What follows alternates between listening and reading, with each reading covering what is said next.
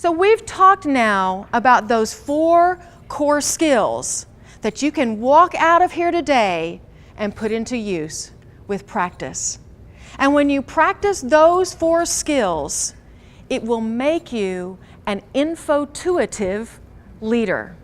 An infotuitive leader is one who, yes, gathers up all the available information.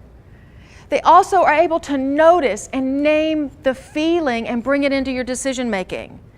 They're able to use that embodied intelligence that's available to you through your neurological system in your body. And with all of that information from both the cognitive and intuitive parts of your brain, you are able to make balanced choices. An infotuitive leader. Now let me just finish off with my story. You already know I was fortunate enough to make it into the executive level at DOT, and I had my dream job. But maybe you're wondering about that textbook perfect man. You know, I worked really hard to rationalize how great he was and how he was perfect for me. But that counselor, she said, you know, I'm not interested in what you think, I want to know how you feel. And I began to think about and understand and allow myself to feel. And I realized I'm never going to fall in love with a textbook. I ended that relationship, but it wasn't too long before I met another man. And while he may not be textbook perfect, he's really awesome. And he's here today, and I'm so appreciative. And that's not all. So I'm in my job at the DOT, my dream job, and enjoying it. But I'm home one day in Annapolis, and I'm meditating. Meditation, as it turns out, is one of the best things you can do for your brain. And it's a great way to have the cognitive and the intuitive parts of your brain link up and sync together. We talked about the corpus callosum as the connector between the cognitive and the intuitive parts of your brain. So I'm meditating at our house in Annapolis, and my corpus callosum, it reached way down into the intuitive part of my brain, and it found a dream that I thought I had forgotten. And it pulled that dream up, and it brought it into the conscious part of my brain. That dream was to live in France for a year. Not a bad dream. But the cognitive part of my brain, it kicked in really fast, and it said, well, that's crazy talk. You can't do that. You're in your dream job. Your husband, he's got a great job. You've got a mortgage, and you most definitely do not have the money to live in France. But I had been practicing. I had been practicing feeling. And I knew that the way I felt about it was just as important as what I thought about it.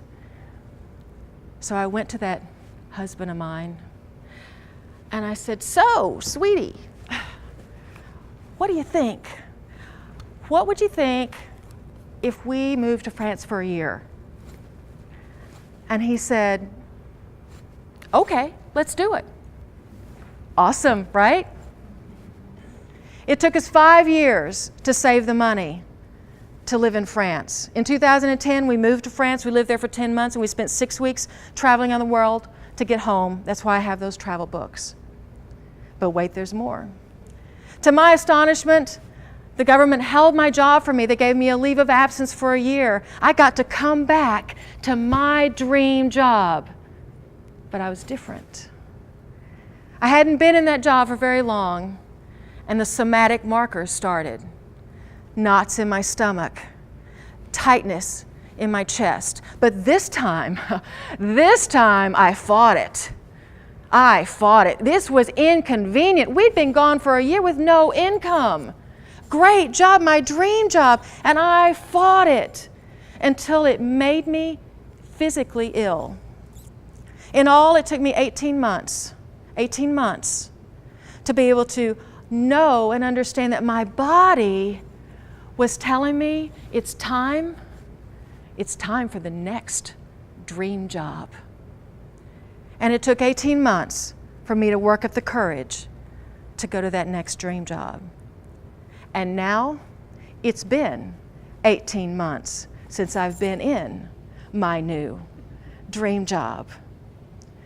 And you see, what I learned in all those examples is that, again, it's not enough to think and act. You have to think and feel and act. And the other thing I learned is that some of the most complex decisions we make are in our personal lives. Decisions about spouses and life partners and children and family and careers and whether or not we're going to find the courage to live our dream. Those are complex decisions, and they do not lend themselves to cognitive processing alone. Einstein said, "The intuitive mind is a sacred gift, the rational mind a faithful servant." We have created a society that honors the servant and has forgotten the gift. Don't forget your gift. You've got it. You've got it. Now just use it.